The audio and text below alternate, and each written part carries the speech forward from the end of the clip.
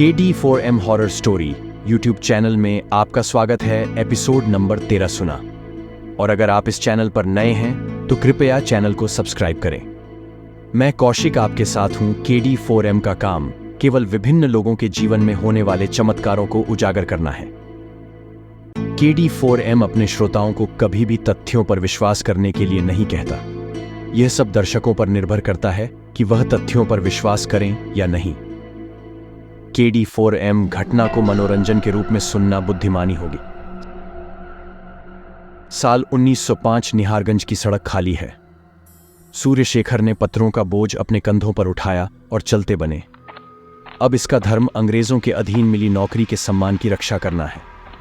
जैसे ही वह बेदाग जंगल से गुजरा, उसे अचानक अपनी मां का गंदा चेहरा याद आया। बीमारी की एकमात्र दवा पैसा है। आज कमाई की लत से ज्यादा जरूरी है पेट की जलन मिटाना। सूर्यशेखर के पास उस दिन सिर्फ पत्र ही नहीं बल्कि कई कीमती सामान भी थे। डाक व्यवस्था ही लोगों की एकमात्र आशा थी और धावकों ने उस जिम्मेदारी को अपनी जान से भी ज्यादा महत्वपूर्ण समझा। मुझे आज तेज चलना है। हमें जंगल की इस विपरीत परिस्थिति से उबरना है और आगे बढ़ना है। निहारगंज के घने जंगल ने धीरे धीरे उसे ढक लिया। ये जंगल कुख्यात लुटेरों का अड्डा बन गया। ये अंग्रेजों की आंखों के नीचे लूटपाट का महत्वपूर्ण पता था। कोई भी इस सड़क से नीचे नहीं जाना चाहता था, लेकिन यह शहर के लिए एक शॉर्टकट था। सूर्यशेखर को अपनी जान जोखिम में डालकर यह रास्ता अपनाने को मजबूर होना पड़ा। सभी आवश्यक दस्तावेज अंग्रेज बरलाट रॉबर्ट साहब को सौंप दिए जाएं। उपनिवेशीकरण के कार्य को जारी रखने के लिए दस्तावेजों की तत्काल मांग की गई थी। हालांकि सूर्यशेखर जाने के लिए सहमत नहीं हुए, लेकिन अंग्रेजों के भरोसेमंद प्रतिनिधि के रूप में सामान पहुंचाने की जिम्मेदारी उन पर आ गई। यहां तक कि शहर की पक्की सड़कों पर चलने से भी स्थानीय लोगों की मौत हो जाती। उस समय बंगाल का मानस अंग्रेजी विरोधी मानसिकता से पूरी तरह जल चुका था। यह पता लगाना अब सुरक्षित नहीं है कि कोई गुप्त रूप से अंग्रेजों से संवाद करके उनकी मदद करने की कोशिश कर रहा है। तो यह वन मार्ग उसकी आशा थी।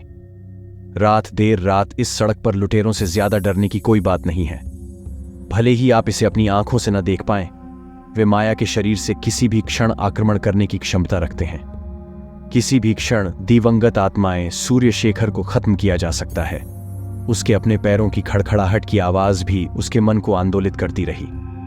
ऐसा लग रहा था कि कोई आ रहा है। निहारगंज के इस जंगल में अंग्रेजों ने कई लोगों को मार डाला था, लेकिन आज उसकी बारी है। नाबा, मैं शायद कुछ ज्यादा ही सोच रहा हूं। हवा विपरीत दिशा में बह रही थी। सर्दी का प्रकोप कुछ अधिक था। जंगल का अंतहीन अंधेरा उसे निगलने ही वाला था। हल्की बारिश हुई।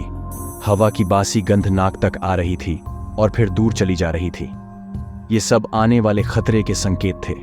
टांगों से लिपटी लताएं भी चुपचाप अशानी को संकेत दे रही थीं। सूर्यशेखर धावक दौड़ रहा है, हाथ में कागज का बोझ गाना गाता रहा। अगर मनोबल थोड़ा बढ़ जाए। सूर्यशेखर आगे बढ़ने का साहस जुटाते रहे। अचानक हवा की गति बदल गई। उसके पैरों की गति के साथ साथ हवा की गति भी बढ़ती गई। हमेशा कोई न कोई यह इस प्रकार है, भले ही नजर न आ रही हो, लेकिन नए उत्साह के साथ सामने आ रही है। ऐसा क्यों लगता है? जंगल में किसकी मौजूदगी इतनी गहरी है? पत्तों की सरसराहट अब सिर्फ उसके अपने पैर नहीं थी, कोई और भी था जो उसके करीब आना चाहता था। सोचना। सूर्यशेखर ने नजरें घुमाई तो उन्हें अपने आसपास कुछ काली परछाइयां दिखीं। पलक झपकते ही वह फिर गायब हो गया। सूर्यशेखर को यकीन था कि एक नहीं बल्कि कई लोग हैं। क्या वे स्थानीय लोग या डाकू हैं? क्या वे मेरे इरादे जानते हैं, इसलिए उन्होंने अकेले ही इस हमले की रणनीति बनाई? सूर्यशेखर हर पल सवाल दागना चाहते थे। एक चमत्कारी सत्य उजागर हुआ जिसका पता लगाना उस समय संभव नहीं था। अभी भी रुका नहीं जा रहा निशित रात उस दिन बहुत कुछ कहना चाहता था। अचानक सारी आशा खत्म हो गई। प्रतीक्षा का कोई समय नहीं था। हारो या मरो। झाड़ियों में कदमों की आवाज तेज हो गई। हमें आगे बढ़ना चाहिए। कोई तो है जरूर। कौन है? आगे आओ। तुम मुझे इस तरह नहीं डरा सकते। थोड़ा आगे जाने पर सूर्यशेखर पत्थर के कोने पर गिर गया। आगे देखने पर 5 आकृतियां सामने आईं। इसे बीटा में लाओ। वह अपने साथ बहुत सारा सामान ले जा रहा है। यदि तुम उन्हें बेचोगे तो तुम्हें अच्छा लाभ मिलेगा।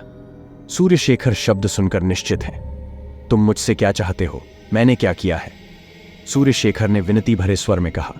दूसरी तरफ से हंसी आती है। हम यहां से जाने के लिए नहीं आए हैं।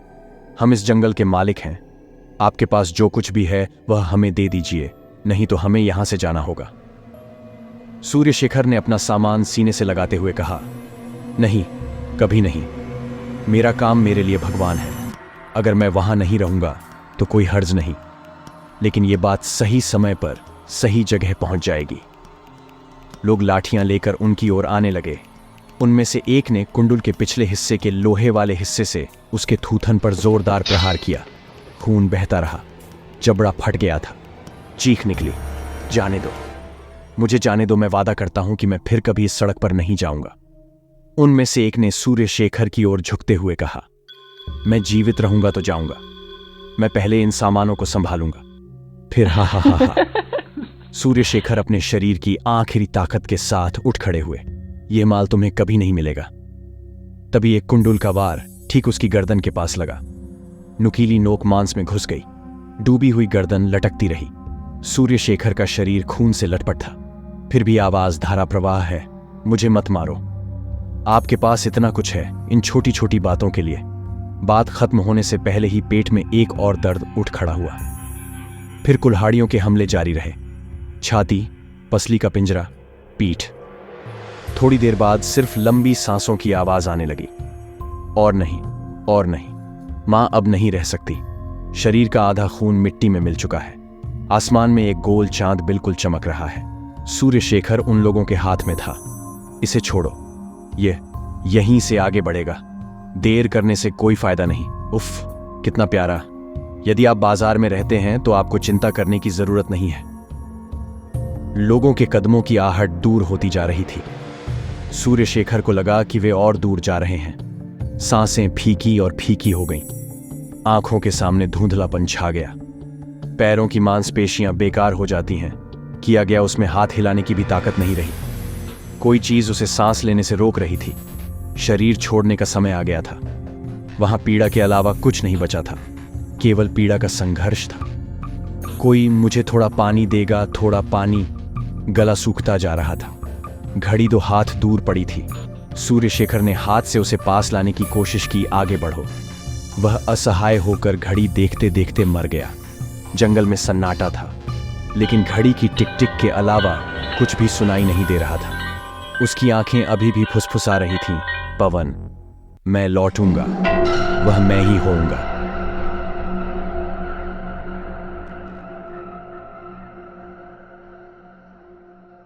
श्री रो के बाद वह आएंगे।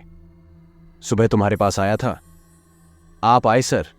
आपने लगभग 1 घंटे तक मेरे साथ बैठकर बातें की। ये बेतुका है। घर इतना संभव है। सुबह एक आदमी दफ्तर में चिट्ठियां देने पहुंच रहा है और वही आदमी उसी समय अपनी मां से मिलने आ रहा है। ऐसा केवल तभी हो सकता है जब। विल्किंसन ने अपनी बात समाप्त करते हुए चौड़ी आंखों से महिला की ओर देखा। क्या हुआ सर? आप इतने चिंतित क्यों दिख रहे हैं? बेझिझक मुझे बताएं। सूर्य शेखर को क्या हुआ? दरअसल मैंने कभी आपके ऑफिस से किसी को अपने घर आते नहीं देखा, खासकर उसे ढूंढने के लिए। विल्किंसन अभी भी चिंतित हैं। उन्होंने अपने सिर से पसीना पोंछते हुए कहा, नहीं, दरअसल मैं भी नहीं आता, लेकिन मुझे मजबूरन आना पड़ा। हालांकि मुझे इन बातों पर ज्यादा भरोसा नहीं है, लेकिन मैं अपनी बात से कैसे इनकार कर सकता हूं। अपनी आंखों के सामने घटते देखा। क्या तुम पानी पियोगे?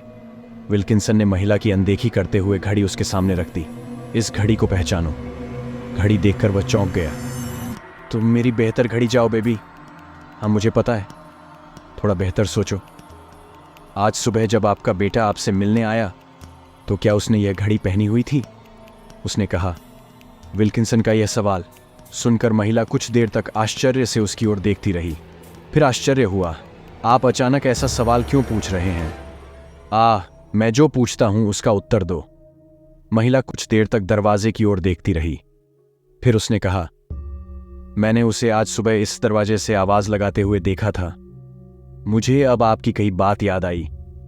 जहां तक मुझे याद है, कल रात बहुत तूफानी बारिश हुई थी। मैं दरवाजे में कील ठोंक कर सो गया था। मैं बहुत परेशान हूं। कल रात से कमजोर हूं। आज सुबह मैंने उसे 2 बार फोन किया। किसी ने मुझे मां कहा। मैंने उसे अपने सामने खड़ा देखा। मुझे नहीं पता कि वह अंदर कैसे आया। जहां तक मुझे याद है उसे नहीं पता था उसके कपड़े गंदे थे। जहां तक संभव हो मुझे ठीक से दिखाई नहीं दे रहा था, लेकिन वह मुझसे मिलने आया था हर बार की तरह, मुझे पैसे देने के लिए। सरकारी कार्यालय बहुत दूर है, इसलिए मैंने उसे कभी घर आते नहीं देखा। सुबह सुबह तुम्हें यह कहां से मिला? विल्किंसन आश्वस्त थे। क्या मरा हुआ आदमी वापस आ सकता है? उसकी रगों में ठंडा खून बहता है, और यदि वह अभी भी जीवित है तो उन्होंने सार्वजनिक रूप से जाकर पत्र क्यों नहीं दिए? वह अपनी मां से मिलने आया था, लेकिन दफ्तर में उसका कोई पता नहीं था। ये कैसी भूल भुलैया है, उसने फिर सोचा। हालांकि मैंने घोड़े का खून साफ कर दिया है, मैंने किसी को भी उन्हें देखने नहीं दिया, लेकिन मैं इस घटना की सच्चाई बाकियों को कैसे बताऊं? वारा मुझ पर विश्वास क्यों करेगा? साहब की चिंता धीरे धीरे बढ़ती गई। सूर्यशेखर की मां चिंतित हैं, बिना बोले दीनी ने कहा, इससे कोई फर्क नहीं पड़ता। वास्तव में आपके बेटे को कुछ अधिक पैसे मिलते थे। उसने मुझे आपकी शारीरिक स्थिति के बारे में बहुत पहले ही सूचित कर दिया था, इसलिए मैंने अपनी ओर से उसका बकाया पैसा आपको दे दिया। अगर आपको कोई समस्या है तो मुझे बताएं, मैं तुम्हारी देखभाल करने वाला हूं। मैं नौकरानी को जरूर भेजूंगा। क्यों सर? मेरा बेटा वहां है, वह इतने समय से मेरी देखभाल कर रहा है। सब कुछ स्पष्ट होने के बाद भी विल्किंसन ने न जानने का नाटक किया और कहा कि दरअसल हमारा कट्टरवादी उसे ऑफिस के काम से कुछ दिनों के लिए शहर भेजने की सोच रहा था। हो सकता है कि वह कुछ समय तक आपके पास न आ पाए, इसलिए विल्किंसन ने कंपनी की ओर से यह व्यवस्था पूरी करने के बाद कंपनी को किराया दिखाया। जाते समय उसने कमरे के चारों ओर ध्यान से देखा। ऐसा लगा जैसे कोई अंधेरे से देख रहा हो। वह डार की हर बात सुन रहा था। उसने दरवाजा पटक दिया और कार में बैठ गया। वह ऑफिस के लिए निकल गया। उसका मन कह रहा था कि कुछ होने वाला है। ठीक 3 बजे सुबह सूर्यशेखर की हाथ में बंधी घड़ी बंद हो गई। वह घड़ी ही एकमात्र सबूत थी जो वह अपने पीछे छोड़ गया था। उनकी मृत्यु स्वाभाविक मृत्यु नहीं थी, इसका प्रमाण घड़ी पर पड़े खून के छींटों से मिलता है। विल्किंसन घड़ी को अपने हाथ में कसकर पकड़े हुए आसन्न खतरे की पदचाप सुन सकता था। सूर्यशेखर मृत या जीवित, ये उनके लिए एक बड़ा सवालिया निशान था।